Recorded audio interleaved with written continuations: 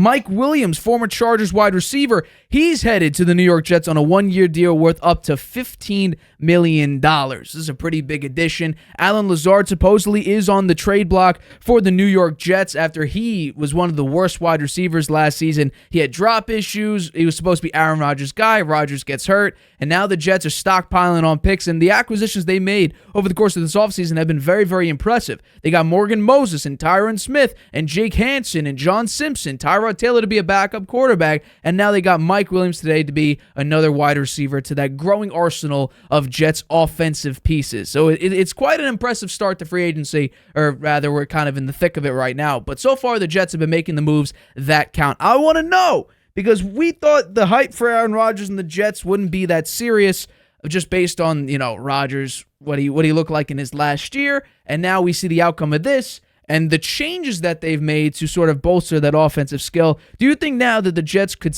be, considered serious playoff and then Super Bowl contenders in 2024? Oh, you asked me if they were a Super Bowl contender. Well, you could start with playoffs. Serious Super Bowl contender. I would say they may have a shot at the playoffs, but I don't think they're a Super Bowl team. This reminds me a lot of last year in a lot of ways. They added all kinds of players, right? Wow, we're going to the Super Bowl. This is our year. The Delvin Cook, he's there. They got him on the team. He's saying, this could be it. We're going to go to the Super Bowl, right? He was a bust with them. They let him go, right, before the year was even over. And a lot of their other players, of course, Aaron Rodgers got hurt 4 snaps into the season, and was done for the year. The Jets, I'm sorry, they're a snake-bitten team. I don't see how they make it this year. I think they're going to have Hackett as their offensive coordinator, Salah as their head coach. Everybody's calling for their heads here right late in the season when it was obvious that they were not going to make the playoffs. So I don't see them being a serious Super Bowl contender. They might sneak into the playoffs as a wild card, but I don't see them winning the division. I think Mike Williams is a nice piece to add, right? $15 million is a nice salary for him.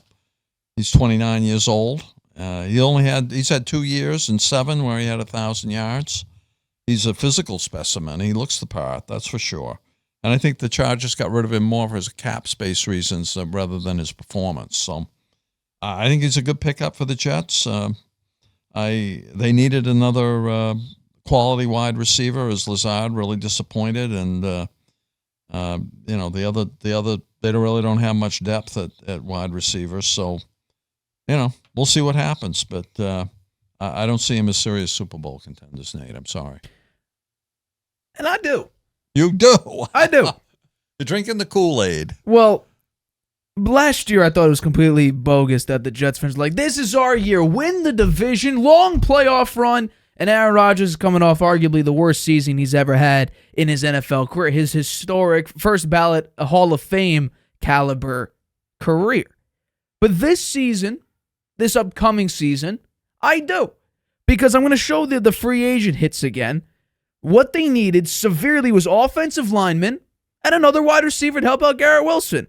Well, all their major, offseason changes, at least offensively, were lo and behold, offensive linemen, a backup quarterback, because Zach Wilson's probably going to be out of there, and Mike Williams, a wide receiver. Now, the major pet peeve for the Jets to sign a receiver like Mike Wilson is his injury history.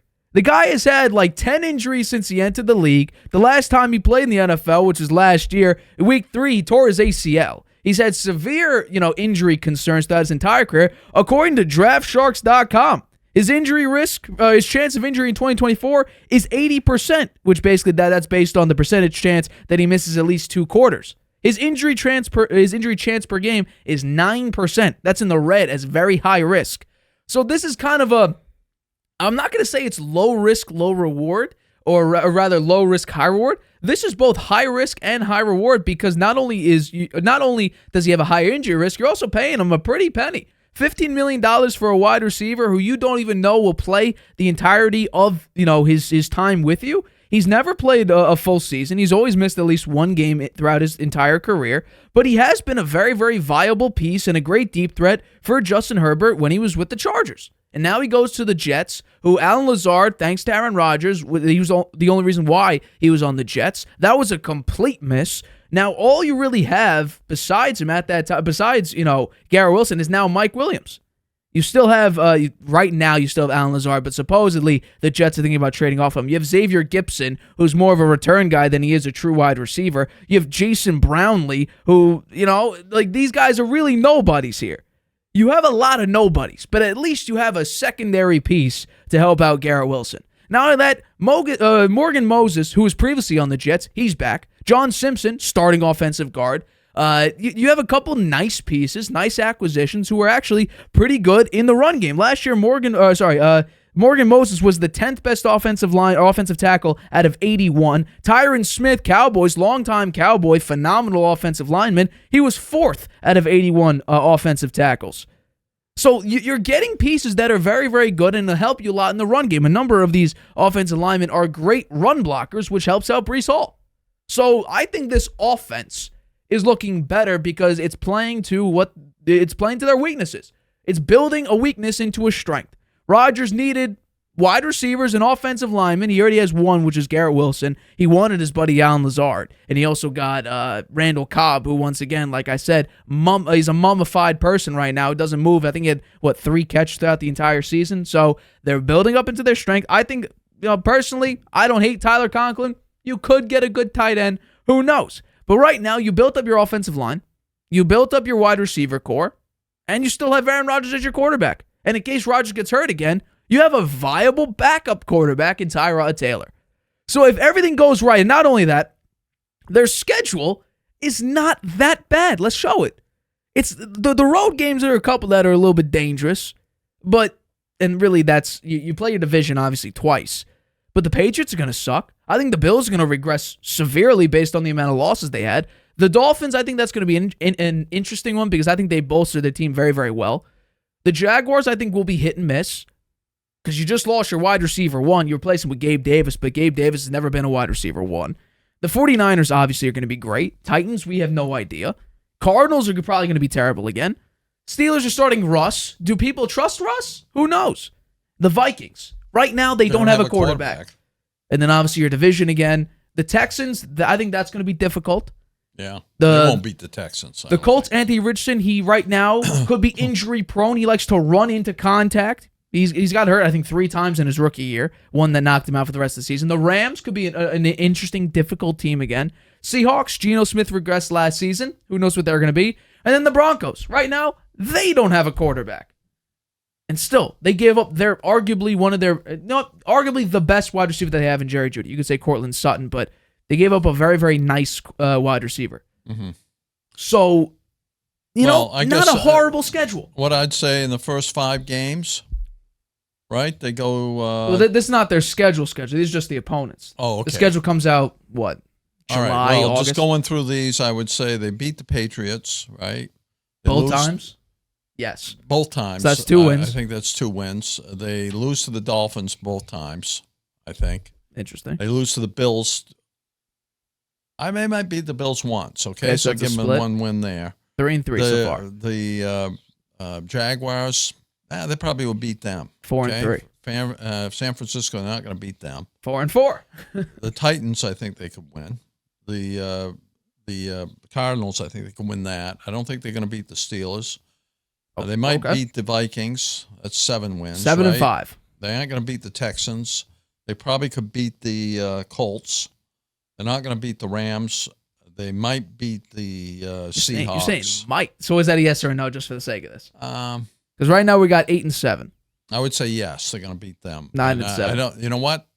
The Broncos, I don't think they'll beat them. I think by the end of the season, the Broncos will be playing much better.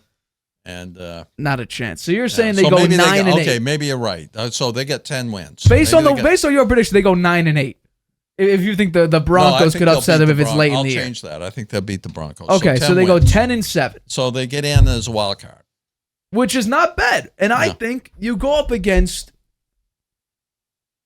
A Super Bowl might push it, but I do think they can make a deep playoff run with the amount of talent that they have. And this is even pre-draft. They can go out and get another offensive lineman. They can go out and get one of the better receivers in the draft. They might add to their defense that was number 4 last season. Mm-hmm. There are pieces that still need to be added because we haven't even hit the draft yet. Okay, well, I don't think that show the pickups that they got this season so far. Okay, so the offensive line, they needed that big time, right? And they really stacked it, right? They got 4 players offensive line. Yeah.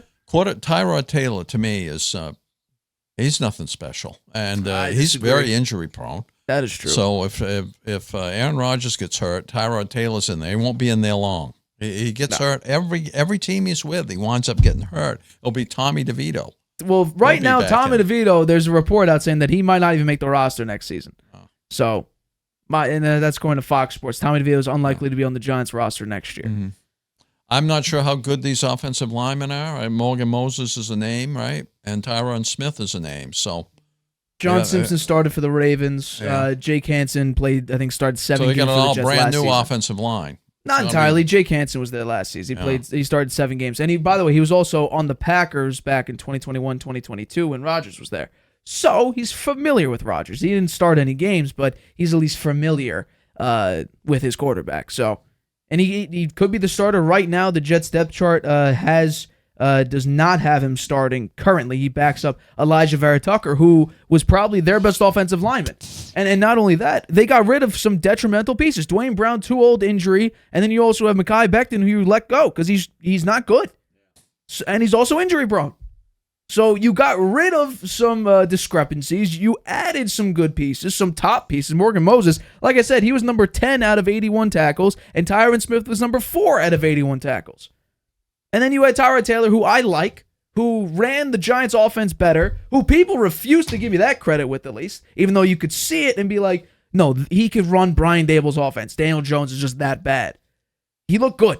He could have upset the Eagles in that game if he got put in sooner. He was 1 throw away and 1 2-point conversion away from winning that game, or at least tying it. So I think these are great. I think these are phenomenal acquisitions. I mean, Mike Williams, he's had a couple 1,000-yard seasons. Back in 2019, he led in yards per reception. He gets hurt a lot. He does get hurt. According to, like I said, 80% chance to miss Tyrod at least Taylor 2 quarters. gets hurt a lot. Well, he's a backup quarterback. You want him in there for a game or two if Rodgers gets hurt. And the chances of that happening are probably small, but coming off an Achilles injury, 40 years old, could be something. I'm not saying it is. It could be something.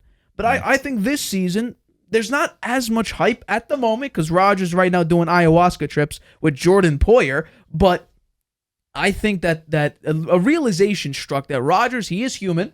While he tried to come back from an Achilles injury 5 months after tearing it, that was unrealistic. I don't think he's going to run for a political offense. He should be in pretty good shape now. He was almost ready to play at the end of last season, so he's got to be fully recovered now, I would think. You would expect that, but I don't think he's going to run for political office. I don't think he's going to do none of this, off-season BS that people are spewing about what he could and can't do. I think Rodgers is going to be focused. Now, the question is, will he run into a brick wall by himself by stuff he says off the field and brings it, on the field? Which could potentially be a situation, because he said back in January he wants, all of the external things to just be silenced, just for the Jets to focus on the Jets and then playing football. Lo and behold, he's the root of some of those problems. Can he tone that down? Maybe. But what I do think is interesting about these moves is I think the tables got turned a little bit. Rodgers had a lot of control over this organization. Now the Jets have bolstered their offense, fixed a lot of their problems. I think the table gets flipped a little bit and say, hey, Rodgers, we got you all these pieces. We got you this amount of talent. We helped you out, this much. Now it's up to you to play well. Because Robert Saleh, if they go down like 2-6, Robert Saleh is probably not even going to make it to the end of the year. I think Joe Douglas, the question is, will he be out of there as GM? I don't know. But to be able to, get some of these pieces, my guess would probably be no, because he has hit on a lot recently. Because we all know last offseason, the moves that they were making were not Joe Douglas's own decisions. They got a lot of Rodgers-friendly pieces. Randall Cobb, who hasn't been great over the course of his career in the Is he past gonna 3 be or 4 with them seasons. again? He's not on the roster He's not currently. on the roster. And then Alan Lazard, Rodgers' piece over in Green Bay, he was probably the worst wide receiver in the entire league. I think he was the lowest graded by PFF. He's right now on the trade block. So I think right now this is the tables and the situation is getting flipped a little bit and say, hey, Rodgers, we're getting you all these pieces. Now you actually have to perform. Mm-hmm. So it's interesting. They're gaining control back. I'll flip this a little bit with you, Nate, in terms of the discussion. Mike Williams to the Jets helped out the Chargers, who have really done quite a job here in terms of creating some cap space when they were once down over the cap by $45.8 million. Now they're under by $38.7. That's pretty amazing. I mean, what did they do? They got rid of Williams. That's part of it. They traded Keenan Allen. They got rid of Mike Williams. They restructured Khalil Mack and Joey Bosa, I believe. They had to get off some major pieces, and they had to restructure some. So, I mean, the Chargers were already going to move off them. This is not a trade. They got rid of Mike Williams, a decent while back. I wonder who the Chargers will pick up here with all the cap It isn't going to be a space. pickup. It's going to be a draft situation. They draft 5th. My guess is they could trade back and still get a prominent wide receiver, because my guess is the Cardinals are going to draft Marvin Harrison. Then you could get Malik Neighbors. You can get Rome Odunze. You can get a lot of interesting pieces, because I do think Marvin Harrison will go first as the wide receivers go, but you still have a lot of options, because the Bears could still draft a receiver if they want. They could draft a tight end. The Giants could go either quarterback, or they can go wide receiver, or offensive lineman if they want to go that route. Although they're trying their best to fill in some gaps when it comes to Illuminor and Runyon, I believe his name is. So they're trying to sign a couple pieces here. So this is an interesting one for the Jets though, because they have the number 10 pick. Are they going to go offensive lineman because Tyron Smith's only on a 1-year deal? Are they going to go wide receiver? Because right now your wide receiver 3 is actually a punt returner and a kick returner. Are they going to go draft one of the top one? Are they going to go backup quarterback? Probably not, but could they bolster their defense and pick one of the top defenders? I don't know. Because before these two moves with Tyron Smith and Morgan Mose, it was they're going to draft whatever the best offensive lineman is available. Now it's we don't have to. They could trade back. That is something that the Jets could do. Mm-hmm. Hi, everybody. Thanks for watching. Make sure you subscribe here to get the latest from the show. Also, if you want to check out the full episode, make sure you click the I in the top right-hand corner right now. If you want to listen to this show anywhere you go, make sure you go to anchor.fm/The Harvey Hour or anywhere you get your podcasts.